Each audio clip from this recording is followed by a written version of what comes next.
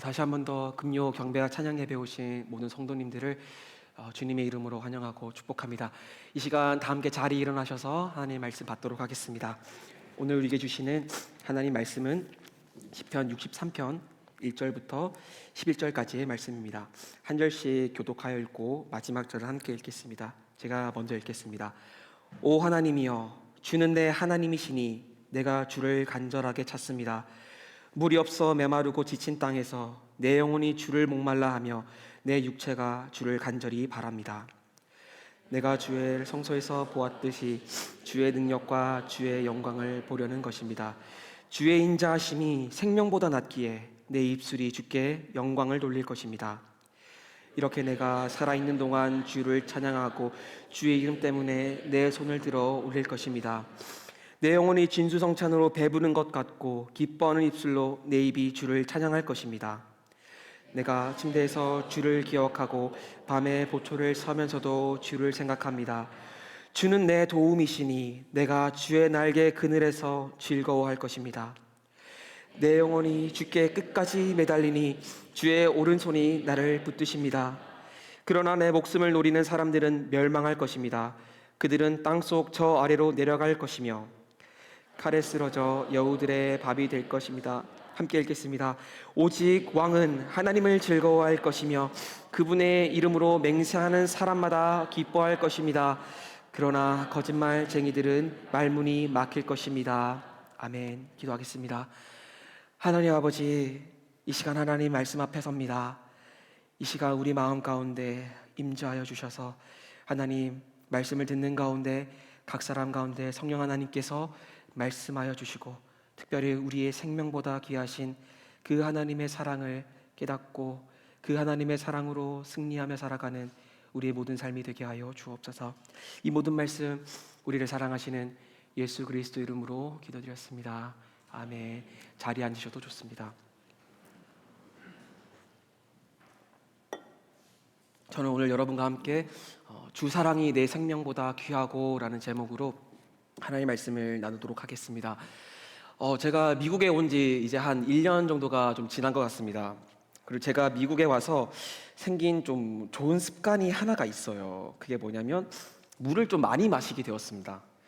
제가 한국에 있을 때는 물을 그렇게 많이 안 마셨습니다. 정말 목이 마르면 그때 정수기 가서 이제 물을 떠서 물을 마셨어요. 굳이 제가 물을 찾아 마시진 않았습니다. 그런데 미국에서는 제가 어딜 가나 텀블러를 꼭 항상 이렇게 챙기게 되고요. 물도 그냥 시시때때로 자주 마시게 되고 있습니다. 왜 그럴까 제가 생각을 해보니까 미국 음식이 정말 짠 것 같습니다. 처음 제가 미국에 와서 고등코너에 이제 식당에 들어갔는데 그날 메뉴가 불고기였어요. 그래서 미국에서 불고기라니라는 그런 기대감을 가지고 한 입 딱 먹었는데 소금을 한 주먹 집어 넣은 것과 같은 굉장히 짰습니다. 그래서 제가 불고기를 다 먹고 나서 바로 물을 떠서 물을 벌컥벌컥 마셨던 그런 기억이 있습니다. 일반 식당을 가도 마찬가지고요. 또 미국인 친구가 이제 음식을 만들어 줬다고 해서 이제 먹어봤는데 정말 너무 짜서 제가 두통이 올 정도로 정말 짰습니다. 그래서 그날은 큰 텀블러에 물을 한 두세 번 채워가지고 계속 연속으로 벌컥벌컥 마신 적도 있습니다. 이렇게 이제 미국에 와서 제가 하루에 한 1.5리터 또는 50온즈 정도는 기본적으로 매일 마시게 되는 것 같아요. 제가 이 말씀을 드리는 이유는 오늘 시편은 다윗이 유다 광야에서 지은 시편이기 때문입니다. 그리고 다윗은 지금 현재 자신의 상황을 물이 없어 메마른 땅, 곧 광야에 비유하고 있습니다. 그리고 하나님께 찬양하며 기도를 하고 있어요. 그러나 그는 하나님, 물을 좀 주십시오 라거나 문제를 해결해 주십시오 라고 기도하지 않아요. 오히려 이렇게 고백합니다. 시편 63편 3절입니다. 주의 인자심이 생명보다 낫기에 내 입술이 주께 영광을 돌릴 것입니다. 자기의 생명보다 하나님의 인자하신 그 사랑이 더 중요하다라고 말을 해요. 자기가 광야에서 목이 말라 죽을지라도 하나님의 사랑이 소중하다라고 말합니다. 하나님의 사랑이 소중한 건 알겠습니다. 그런데 그게 자기 생명보다 귀하다는 게 도대체 무슨 말일까요? 저는 다윗의 이 고백을 읽을 때마다 그리고 이와 관련된 찬양 가사를 볼 때 이게 도대체 무슨 의미인가 굉장히 궁금했습니다. 그리고 왜 다윗은 굳이 자신의 생명을 하나님의 사랑과 비교하며 하나님의 사랑이 자기의 생명보다 더 귀하다고 했을까요? 저는 다윗의 이 고백을 중심으로 시편 63편에 걸친 다윗의 기도와 찬양을 세 가지로 나누어 설명하겠습니다. 저는 오늘 본문을 통해 첫 번째, 다윗은 가장 절망적인 상황에서 기도했다는 것을 말씀드리겠습니다. 둘째, 다윗은 문제 해결을 위해 기도하지 않았다는 것을 말씀드릴 겁니다. 그리고 마지막 세 번째로 다윗의 이러한 담대한 기도를 가능하게 한 근본적인 뿌리가 무엇인지 말씀드리겠습니다. 하나씩 살펴보며 은혜를 나누도록 하죠. 첫 번째입니다. 다윗은 가장 절망적인 상황에서 기도했습니다. 시편 63편 표제를 보면 이 시편은 유다 광야에서 작성된 다윗의 시라고 합니다. 어떤 성경 주석가들은 시편 63편의 저작 배경에 대해 두 가지 가능성을 제시해요. 첫 번째는 다윗이 사울 왕에게서 쫓겼을 때, 두 번째는 다윗의 아들 압살롬에게 다윗이 쫓겼을 때 이 시편을 기록했을 것이다 라고 두 가지 가능성을 제시합니다. 왜냐하면 두 경우 모두 다윗이 광야로 도망쳤기 때문이죠. 그러나 학자들은 입을 모아서 이렇게 말을 합니다. 시편 63편은 아마 다윗이 압살롬에게 쫓겼을 때 기록되었을 가능성이 더 높다고 말을 합니다. 왜냐하면 본문 11절에 갑자기 왕이 등장하기 때문이에요. 히브리어 원어 앞에는 정관사 더가 포함되어 있습니다. 그러니까 다윗은 지금 그 왕은 이라면서 분명히 자기를 가리켜 왕이라고 합니다.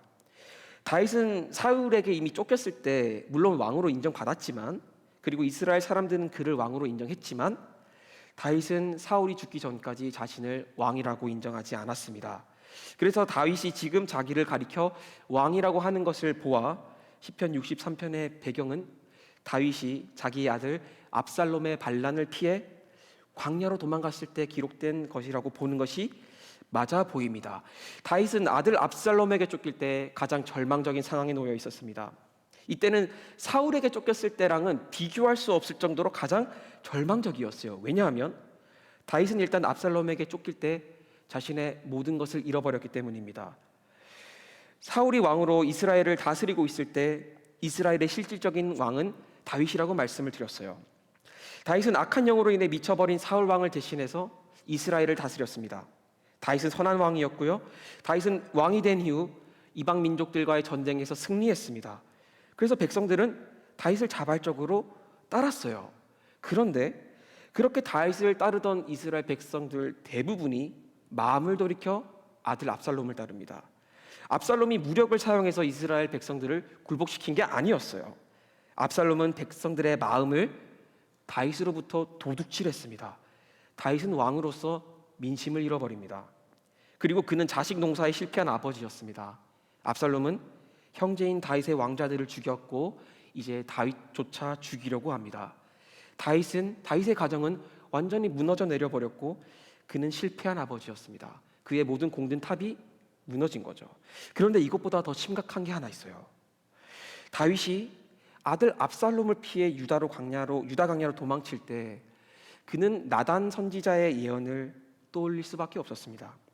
다윗이 우리아의 아내 밧세바를 취했을 때 나단은 다윗의 죄에 대해서 이렇게 예언했습니다. 사무엘하 12장 9절부터 12절인데요. 한 절씩 교독해서 읽어보겠습니다. 제가 먼저 9절을 읽겠습니다. 그런데 내가 다윗이 어떻게 여호와의 말씀을 무시하고 여호와 보시기에 악한 짓을 했느냐? 내가 햇사람 우리아를 칼로 쓰러뜨리고 그 아내를 내 것으로 만들지 않았느냐? 너는 그를 암몬 사람의 칼에 맞아서 죽게 했다. 10절입니다. 그러니 그 칼이 내 집에서 결코 떠나지 않을 것이다.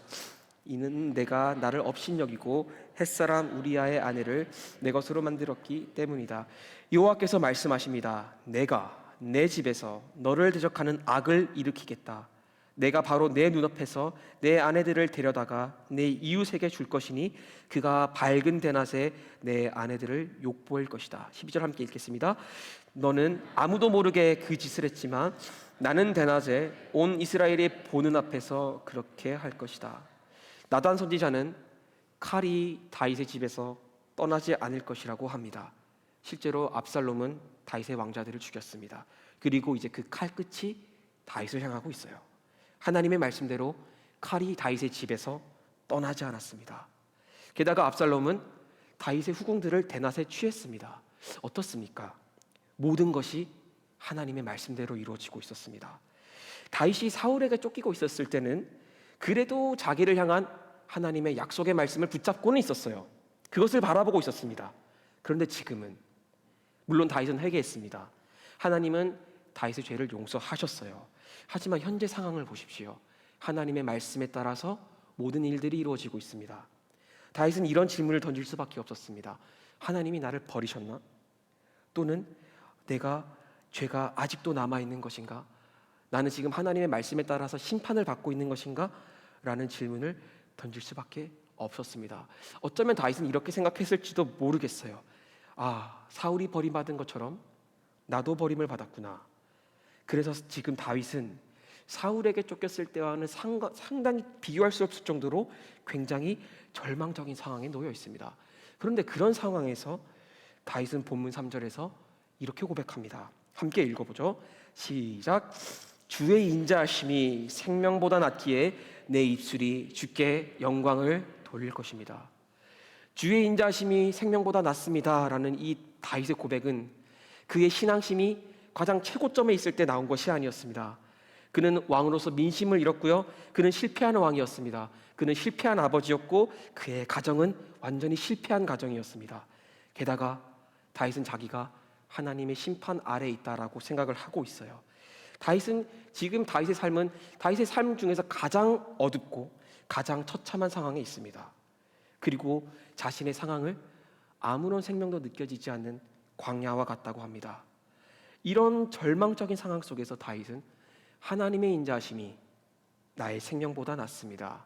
그리고 당신을 찬양합니다 라고 합니다. 그리고 자기가 죽을지라도 나의 생명보다 하나님의 사랑이 더 귀하며 그것을 고백하겠습니다 라고 말을 하고 있어요. 왜 이렇게까지 했을까요? 마틴 로이드 존스 목사님이 쓴 부흥이라는 책이 있습니다.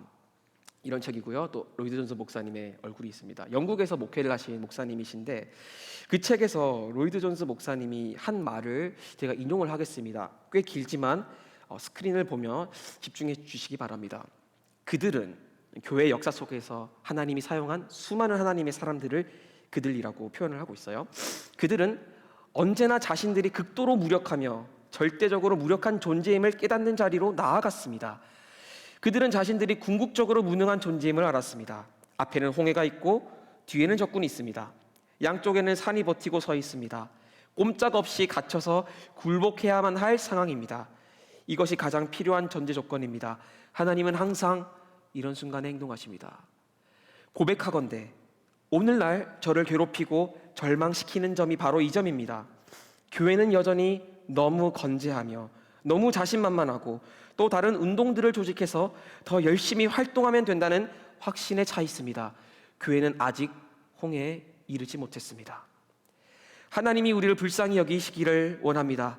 불쌍히 여기셔서 적군과 홍해 사이에 끼어 극심한 좌절을 겪게 해주시기를, 범람하는 요단강 앞에서 완전히 불가능한 상황에 부닥쳐 궁극적인 절망을 경험해 주시기를 원합니다. 우리를 그런 깨달음의 자리로 인도해 주시기를 원합니다.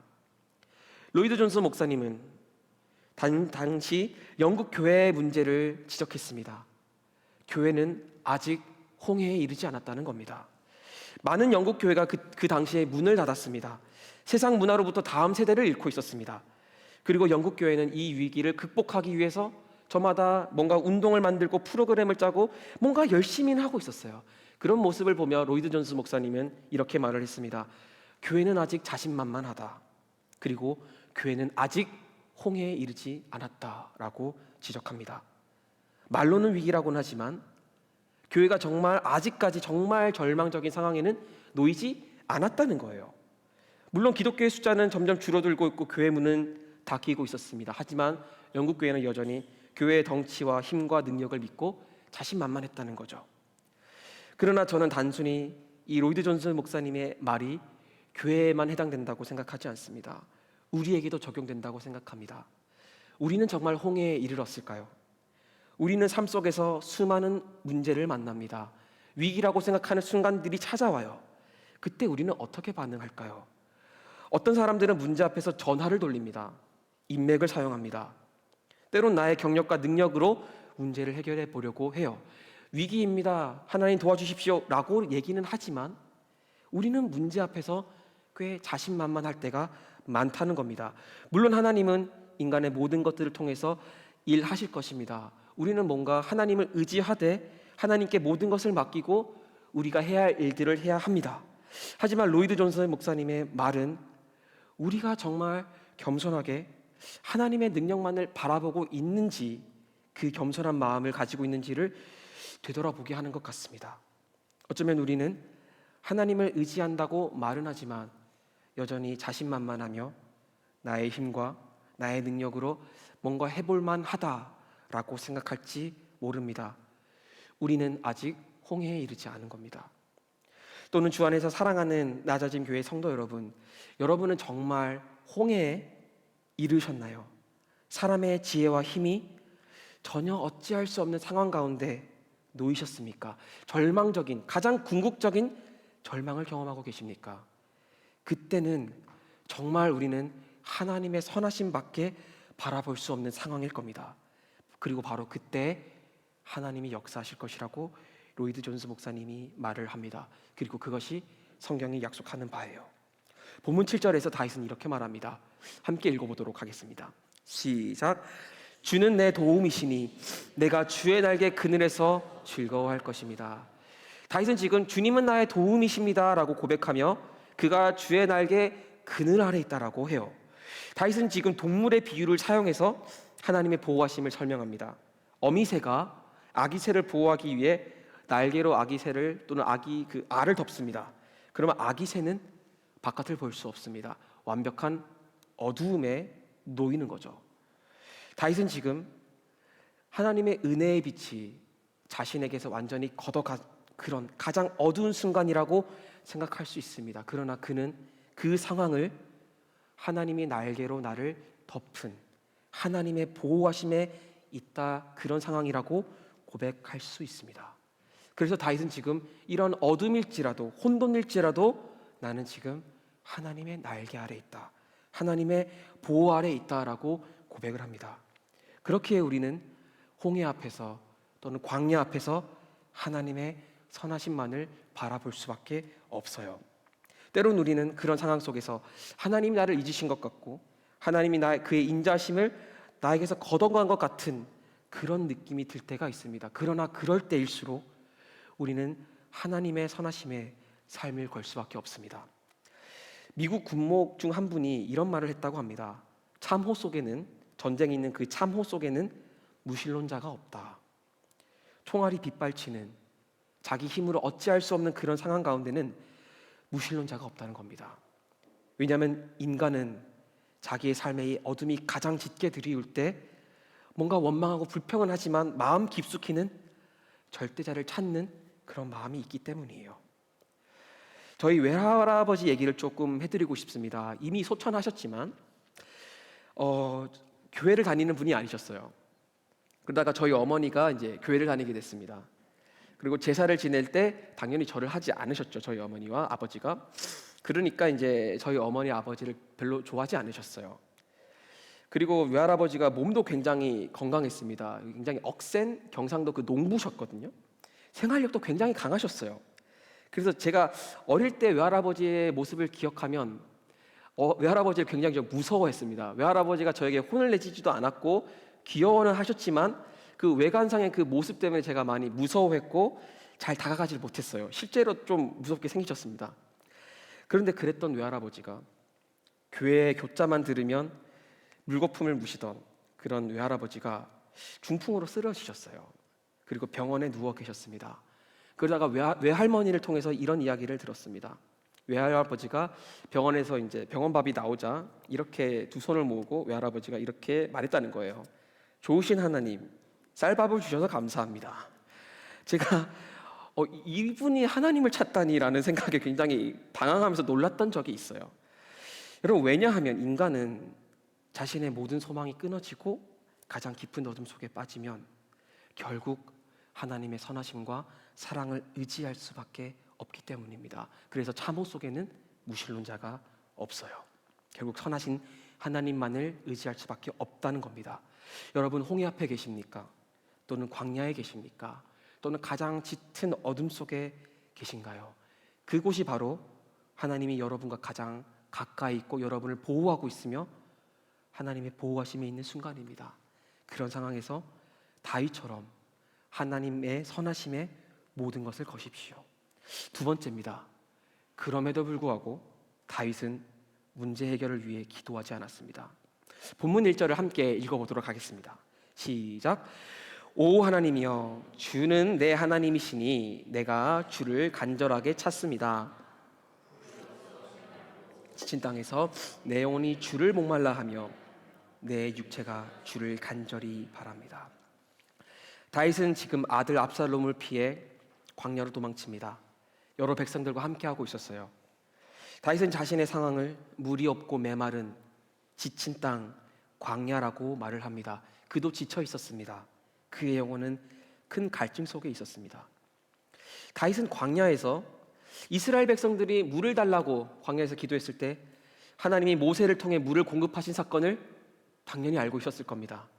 그리고 광야에서 하나님이 만나와 메추라기로 이스라엘 백성들을 먹인 사건도 알고 있었을 겁니다. 여러분, 광야에서 도움을 구하고 하나님께 도와달라고 기도하는 건 잘못이 아니잖아요. 하나님의 선하심을 바라보면서 하나님 좀 도와주십시오. 나에게 물을 주십시오. 만나와 메추라기를 보내주십시오 라고 기도하는 것은 잘못된 게 아니에요. 그런데 시편 63편에서 다윗은 그런 걸 구하지 않고 있습니다. 하나님, 목이 마릅니다. 물을 주십시오 라고 하지 않고, 하나님, 저는 이런저런 어려움 속에 있습니다. 문제를 해결해 주십시오 라고 말하지 않습니다. 또는 다윗은 다른 시편에서처럼 하나님, 속히 나에게 임하사 저 원수들을 다 멸하여 주소서 라고 기도하고 있지도 않아요. 다윗은 하나님을 구합니다. 내가 하나님을 구합니다. 하나님의 능력과 영광과 당신의 선하심을 알게 해주십시오 라고 굉장히 초연한 자세로 기도를 하고 있습니다. 여러분, 지금 다윗의 상황을 한번 다시 리마인드 해보십시오. 그는 실패한 아버지였습니다. 그는 실패한 왕이었습니다. 그의 가정은 완전히 무너진 상황이었습니다. 그런데 다윗은 하나님, 빨리 도와주십시오. 하나님, 속히 임하여 주십시오. 나의 원수들을 빨리 쓸어버려 주십시오 라고 기도하지 않아요. 오히려 하나님, 아무런 문제가 없는 사람처럼 하나님, 내가 하나님을 찾습니다. 그리고 본문 4절에서는 내가 살아있는 동안 주를 찬양하고 주의 이름 때문에 내 손을 들어 올릴 것입니다 라고 말을 하고 있습니다. 살아있는 동안 주를 찬양하겠다고 해요. 그는 자기가 죽을 수도 있다는 것을 염두에 두고 있습니다. 다윗은 자기가 살든 죽든 개의치 않고 있습니다. 그냥 하나님을 구하고 있어요. 오스카 윌라드라는 작가가 한 말을 소개해드리겠습니다. 그는 이런 말을 했습니다. 세상에 두 가지 비극이 있다. 하나는 내가 원하는 것을 얻지 못하는 것이다. 또 다른 하나는 내가 원하는 것을 얻는 것이다. 다윗의 목마름, 그리고 다윗의 필요가 당장 채워지는 것이 비극이 될 수 있다는 거예요. 마치 광야에 있었던 이스라엘 백성들이 만나와 메추라기를 먹었고 물을 마셨지만 그들은 결국 멸망당했던 것처럼요. 그러나 다윗은 이스라엘 백성들처럼 나의 문제를 해결받으며 너무 쉽게 만족하지 않으려고 했습니다. 우리는 문제가 해결된다면, 그리고 내가 저것을 회복한다면, 내가 나에 걸맞는 지위를 회복하고 그에 걸맞는 명성을 얻게 된다면, 내가 꿈꾸고 바라던 인생이 이루어진다면 아무런 문제가 없을 것이라고 생각합니다. 그리고 내 삶이 안전할 것이라고 생각하죠. 그래서 내 삶에서 문제 해결을 바랍니다. 문제 해결을 통해 삶의 목마름을 해결하고자 합니다. 그러나 다윗을 보십시오. 다윗은 가장 어두운 순간에 있었습니다. 그러나 그는 문제 해결을 구하지 않아요. 하나님을 구합니다. 왜냐하면 다윗은 상황이 해결이 된다고 해서 자기 인생의 모든 문제가 해결될 것이라고 생각하지 않았기 때문입니다. 대부분의 경우 우리 삶에서 문제가 되는 경우는 내가 가장 가치를 두고 있던 무언가가 내 삶에서 없어지기 때문입니다. 내가 저것을 가진다면 나는 행복할 텐데, 내가 저것을 얻지 못해서 나는 불행하고 나의 삶은 더 이상 가치가 없어 라고 생각합니다. 그러면 내가 인기를 얻고 지위를 얻고 그러면 나는 안전하고 행복해질 거라고 생각해요. 그러나 인기가 없어지고 지위를 빼앗기면 나는 안전하지 않고 불행하고 나의 삶은 더 이상 의미가 없다고 생각하는 거죠. 그래서 삶의 문제가 해결된다고 한들 그 문제는 또 다른 모양과 양상으로 우리 삶을 찾아옵니다. 문제 해결 자체로는 우리의 영원한 목마름을 해결할 수 없어요. 왜냐하면 우리가 문제 해결을 통해 얻길 원하는 모든 것들은 영원하지 않기 때문입니다. 그러나 다윗을 보십시오. 다윗은 왕으로서 모든 것을 실패하고 아버지로서 실패한 사람이었지만 그는 왕으로서 그가 가진 인기와 지위와 명성을 통해서 자신의 안전을 추구하지 않습니다. 그는 그냥 하나님을 찾습니다. 문제 해결보다는 문제를 해결하시는 하나님을 바라보고자 합니다. 하나님의 인자하신 사랑이야말로 자신의 삶을 가장 안전하게 지탱해주는 유일한 근원임을 고백하고 있는 겁니다. 본문 3절을 한 번만 더 읽어보도록 하겠습니다. 시작. 주의 인자하심이 생명보다 낫기에 내 입술이 주께 영광을 돌릴 것입니다. 다윗은 지금 하나님의 사랑이 내 생명보다 낫다라고 얘기를 했어요. 여기서 낫다라고 번역된 이 단어는 히브리어로 토브라고 합니다. 창세기 1장에서 하나님이 천지를 창조하시고 보시기에 좋았더라라고 할 때 그 좋았다라는 그 단어가 히브리어로 토브라는 단어예요. 하나님의 창조는 가장 질서가 잡혀 있었고 불완전함도 찾아볼 수 없었고 무질서가 질서로 잡힌 가장 완전한 상태를 의미했어요. 그래서 지금 다윗은 하나님의 사랑이야말로 자신의 가장 무질서하며 혼돈과 같은 삶의 질서와 안전을 가져다주는 유일한 근원임을 고백합니다. 그래서 다윗은 문제 해결보다 더욱더 궁극적인 문제 해결에 손을 뻗칩니다. 하나님을 찾는 거죠. 하나님의 인자하신 사랑을 바라보는 겁니다. 그래서 다윗은 가장 위기의 순간에 가장 초연할 수 있습니다. 내가 살아있는 동안 주를 찬양하겠습니다. 내가 아들 압살롬의 칼에 맞아 죽어도 상관없습니다. 내가 왕으로서 지금까지 쌓은 모든 업적을 잃는다고 해도 인기를 잃는다고 해도 괜찮습니다. 제가 하나님의 심판 속에 있는 것처럼 느껴지지만 그럼에도 불구하고 저는 당신의 사랑을 의지할 것입니다. 내 생명이 붙어있는 한 당신을 찬양하겠습니다. 그리고 다윗은 기뻐합니다. 문제 해결이 하나도 안 됐는데도요. 그리고 다윗은 본문 8절에서 자신이 그토록 의지하고 있는 그 하나님의 사랑, 자신의 가장 무질서하고 혼돈 가운데 있는 자신의 삶을 가장 안전하게 지켜줄 그 하나님의 사랑이 자기를 어떻게 붙잡고 있는지를 본문 8절에서 묘사해 주고 있어요. 본문 8절을 함께 읽어보도록 하겠습니다. 시작. 내 영혼이 주께 끝까지 매달리니 주의 오른손이 나를 붙드십니다. 주께 매달린다라는 이 표현을 원어로 보면, 제가 오늘 원어 얘기를 참 많이 하는데 죄송합니다. 원어로 보면 비하인드라는 뜻이 있어요. 뒤라는 뜻이죠. 뒤라는 전치사가 사용됩니다. 그러니까 지금 다윗은 하나님은 뒤에 있는 겁니다. 그런데 동시에 다윗은 하나님의 오른손이 자기를 붙잡고 있다고 해요. 여러분 함께 그림을 좀 그려봅시다. 다윗이 지금 하나님이 자신의 뒤에 있다라고 얘기를 해요. 그리고 하나님의 오른손이 자기를 붙잡고 있다고 합니다. 그럼 어떻게 오른손이 가야 되나요? 앞으로 가야 될까요? 뒤로 가야 될까요? 뒤로 가야 되겠죠. 왜냐하면 다윗은 지금 하나님이 다윗은 하나님이 뒤에 있다라고 고백을 하고 하나님은 다윗을 하나님의 오른손으로 붙잡고 계십니다. 그러면 이런 모습이 되는 거죠. 다윗은 하나님의 뒤에 있고 하나님은 다윗을 이렇게 오른손을 뒤로 해서 다윗을 붙잡고 있습니다. 여러분 어떤 그림이 그려지시나요? 저는 이 말씀을 묵상하면서 이런 생각이 들었습니다. 다윗은 지금 하나님에게 안겨 있는 게 아닙니다. 하나님이 지금 자신을 오른손으로 꼭 껴안고 다윗아 괜찮지? 라고 그냥 위로만 해주는 상황이 아닌 거예요. 마치 어머니가 자녀를 위험으로 보호하면서 동시에 그 위험을 맞서고자 하는 그런 이미지가 좀 묵상이 됐습니다. 하나님은 지금 다윗을 철저히 보호하고 계십니다. 하나님 뒤에서요. 하지만 동시에 하나님은 다윗이 직면한 그 위험과 혼돈과 어두움에 똑같이 맞서고 계신 겁니다. 여러분 하나님은 이 말씀 속에서 어떻게 묘사되고 있을까요? 하나님은 단순히 우리를 오른손으로 안아주시는 분이 아닙니다. 하나님은 오른손으로 자기를 우리를 보호하시고 우리가 직면한 악과 혼돈과 어두움에 적극적으로 맞서고 계십니다. 그래서 다윗은 이러한 인자하신 하나님의 그 사랑에 자신의 삶을, 생명을 맡길 수 있었던 겁니다. 심지어 자신이 죽어도 하나님의 사랑은 영원하기에 자신은 어떤 것도 잃지 않게 될 것이라고 말을 합니다. 그의 삶은 어떤 상황이 와도 흔들리지 않을 거라는 거예요. 그래서 본문 11절에서 다윗은 자신을 여전히 왕이라고 지칭합니다. 자, 함께 읽어보겠습니다. 본문 11절 시작. 오직 왕은 하나님을 즐거워할 것이며 그분의 이름으로 맹세하는 사람마다 기뻐할 것입니다. 그러나 거짓말쟁이들은 말문이 막힐 것입니다. 다윗은 지금 자기를 왕이라고 하고 있습니다. 다윗은 시편 63편에 걸쳐서 기도하고 찬양할 때 자기를 그냥 나라고만 했어요. 내가 주님을 찾습니다. 내가 주님을 보기를 원합니다. 내 입술이 주를 찬양합니다. 다윗은 지금 자기를 지극히 평범한 한 개인으로 묘사를 해요. 그러다가 본문 11절에서 생뚱맞게 그 왕은 이라고 아주 근엄하게 말을 합니다. 그 왕은 하나님을 즐거워할 것이다. 저는 사실은 묵상을 하면서 어떤 생각이 들었냐면 다윗이 갑자기 왜 이러지?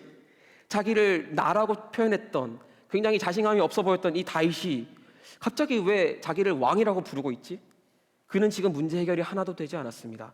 그는 여전히 아들에게 쫓기고 있고요. 그는 실패한 아버지이고 그는 백성에게 버림받은 실패한 왕입니다.